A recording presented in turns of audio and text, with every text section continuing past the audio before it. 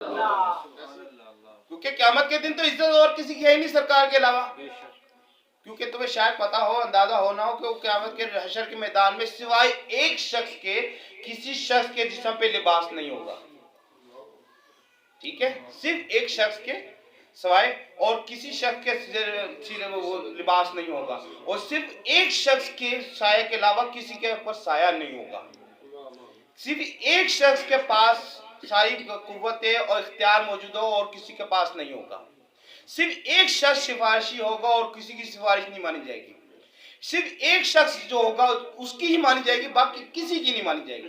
तो सरकार की इज्जतें हैं ना, और सरकार क्या कह रहे हैं, अगर तुम्हें माफी मांगने से या तुम्हें उस मामले को खत्म करने से या छोटे को मनाने से या कोई मामला खत्म करने से अगर तुम्हें हाथ जोड़ के माफी मांगना पड़ जाए तो मांग लेना, क़यामत के दिन इज्जत मेरे से ले लेना। समझ आ रही है? तो बात यह है, यही दुनिया है और यही कायनात है, यही लोग हैं, कमियों कोताहियों के साथ। ठीक है, सुलह करो, आपस में मोहब्बत पैदा करो, मुहब्बत पैदा करो। इस्लाम में कोई जगह नहीं है दुश्मनी की, कीना की, बुग़्ज़ की, लालच की, हवस की, हसद, ये इस्लाम में नहीं है। आप कुरान उठा के देख लो, कुरान मोहब्बत सिखाता है। सरकार का सबसे बड़ा मौज़ा यही है कि सरकार ने मोहब्बत सिखाई। सरकार का उम्मती जो है उससे मोहब्बत, उसको सीखी मोहब्बत है। इस उम्मत का कमाल ये है कि इसको मोहब्बत है अपने नबी से, और कमाल की मोहब्बत है। वो कहते हैं ना, अब हजरत अबू बसर, उनको हजरत उमर ने कहा कि वालिद साहब ने उनको कहा कि तुम क्यों, कैसे हो, तुम्हारा नबी कैसा है, मुझे हैरानगी होती है कि उसको एक कांटा ना चुभे तुम्हारी गर्दन उड़ा दे, तुम्हें कोई परवाह नहीं है। हजरत वो क्या जवाब देते हैं, तुम मेरे नाखून जो है ना एक एक करके खींच ले, मुझे तब भी शिकवा नहीं है अगर सरकार को एक कांटा भी चुभ जाए। तो बात क्या है, सरकार का मोहब्बत है, ना बुग़्ज़ है, ना अनाद है, ना दुश्मनी है, कीना है, ना बुग़्ज़ है, ना हवस है, ना हसद है। ये चीज़ें भूल जाओ यार। और मौला अली का तो एक इरशाद है, मौला अली से किसी ने पूछा कि दोस्त और भाई में फ़र्क क्या है। ठीक है, तो मौला अली ने कहा दोस्त हीरा है और भाई जो है वो सोना है। उन्होंने कहा आपने इसकी तशरीफ़ फरमाएं। कहने लगे दोस्त हीरा इसलिए है कि हीरे में दरार आ जाए ना एक दफ़ा तो वो कभी जाती नहीं है। तो दोस्ती में अगर बाल आ जाए ना तो वो कभी निकलता नहीं है, वो रह जाता है। ऐसे ही है। मगर भाई को सोना कहा, क्यों कहा, इनको जब सेक लगेगा ये एक हो जाएंगे। समझ आ रही है? जब इन पे मुसीबत पड़ेगी ये एक हो जाएंगे, एक होके खड़े हो जाएंगे। जितनी मर्जी इख्तिलाफ है, जितनी बड़ी बीवी में लड़ाई है, जो मर्जी है, इन्होंने एक दूसरे के बच्चों को जो मर्जी कर दिया, मगर जब सेक लगेगा तो भाई भाई के साथ लगे खड़ा होगा। सुभान अल्लाह। एक वाकया सुनाता हूँ।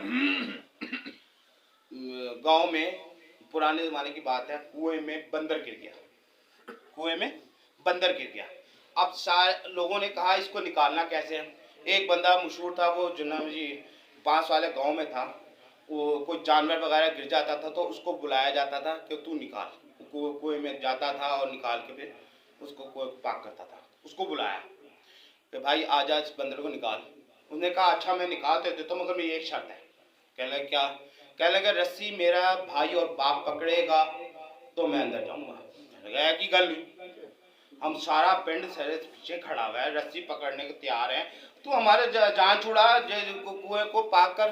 कह नहीं मैं जाऊंगा तब जब मेरा भाई पीछे खड़ा होगा, रस्सी उसने पकड़ी होगी तब जाऊंगा। मरते क्या करते उसके भाई से राब्ता किया, उसको बुला के लेके आए। उसने कहा बेफिक्र हो, तू परेशान क्यों हो रहा है, तू चांद। ठीक है जी। बंदर को लेके बाहर आया।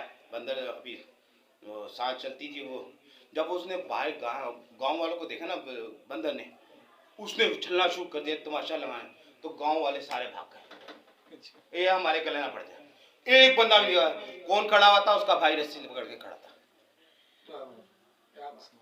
उन्होंने कहा उन दसो, उन तुसी सारे नस गए हो, पीछे कौन रह गया?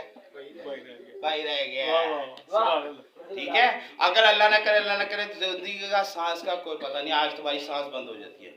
ठीक है, तो तुम्हारे बीवी बच्चों को पूछेगा कौन? सबसे पहले भाई पूछेगा, उसको ना चाहते हुए पूछेगा। वो क्या कहेगा? ये मेरे भाई की औलाद है, ये मेरे भाई की औलाद है। तो बात ये है, मैं बात का लुब्बे लबाब ये है یہ دنیا ہے، معاملات ہو جاتے ہیں، کوتاہیاں ہو جاتی ہیں، غلطیاں ہو جاتی ہیں، آپس میں ایک اور اگر بڑے کو چھوٹے کو پاؤں پکڑ کے بھی منانا پڑ جائے تو کیا برا ہے یار، منا لو گے نا، اسی دنیا میں منا لو گے نا، آگے جا کے حساب تو نہیں رہے گا، کیونکہ سرکار نے تو یہاں تک فرمایا کہ ایک بکری نے اگر سینگ والی بکری نے بغیر سینگ والی بکری کو بھی اگر ٹکر مار دی تو قیامت کے دن اس نے اس کا بھی حساب دینا ہے، ٹھیک ہے۔ فرض کرو بڑا ہی ہے، چاہے اس سے غلطی ہو گئی، نہیں سمجھ آتی، ہم سے ہی غلطی ہو گئی، نہیں سمجھ آ رہی، ہمارا شیطان تو نس میں پھرتا ہے، آپ کے خون میں سرکار نے ارشاد فرمایا تمہاری نس میں خون کے ساتھ شیطان دوڑتا ہے، تمہارے پاس دو دشمن ہیں، ایک نفس ہے ایک دشمن ہے، نہ نفس چین لینے دیتا ہے نہ شیطان چین لینے دیتا ہے، اور دونوں برگلاتے ہیں، وہ برگلائیں گے بھی کہ تیرا قصور کیا ہے، تیری غلطی کیا ہے، تیرا کام کیا ہے، تیرا کیا کیا ہے، مگر اس کے باوجود بھی اگر ایک معاملے کو ختم کرنے کے لیے تجھے اپنے بھائی کے پاؤں بھی پکڑنے پڑ جاتے ہیں تو غلط کیا ہے اس میں؟ قیامت کے دن حساب کتاب تو نہیں ہوگا، جو کچھ ہوگا اس دنیا میں ختم، ٹھیک ہے۔ میرا مقصد جو تھی نا، یہ معاشرے کا ایک تلخ پہلو ہے کہ ہم جائیدادوں کے لیے، معاملات کے لیے آپس میں بغض اور عداوت رکھ لیتے ہیں، ایک دوسرے سے دور ہو جاتے ہیں، یہ غلط ہے، اسلام یہ نہیں سکھاتا۔